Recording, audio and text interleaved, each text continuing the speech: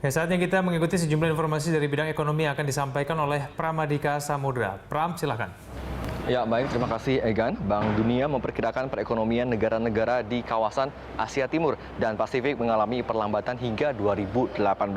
Pasalnya, perdagangan dunia dinilai masih melemah, termasuk juga rendahnya harga komoditas serta ketidakstabilan pasar keuangan.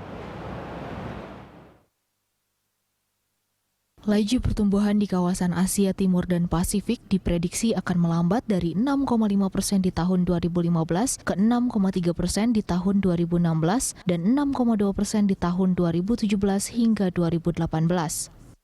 Tantangan terbesar pelambatan ekonomi tersebut karena faktor masih lesunya ekonomi Tiongkok, termasuk negara-negara berpendapatan tinggi.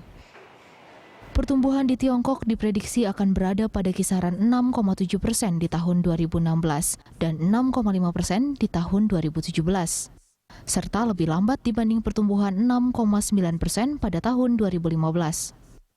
Prediksi pertumbuhan ekonomi di kawasan Asia Timur dan Pasifik selanjutnya tergantung pada berbagai risiko yang berkembang. Pemerintah di kawasan ini diharapkan akan tetap mengutamakan kebijakan keuangan dan fiskal yang dapat meredam kerentanan dan memperkuat kredibilitas, serta mempertajam reformasi struktural. Pasalnya, menurut Wakil Presiden terpilih Bank Dunia untuk kawasan Asia Timur dan Pasifik, Victoria Kwakwa, negara berkembang di Asia Timur dan Pasifik terus memberi kontribusi besar kepada pertumbuhan global. Berbeda dengan peluang adanya perlambatan ekonomi kawasan Asia Timur dan Pasifik, Bank Dunia justru memprediksi perekonomian Indonesia akan mengalami percepatan. Pertumbuhan di Indonesia diperkirakan mencapai 5,1% di 2016 dan 5,3% di tahun 2017.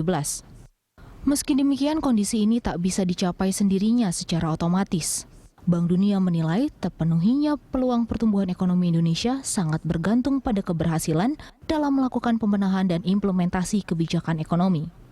Tim Liputan, Berita 1.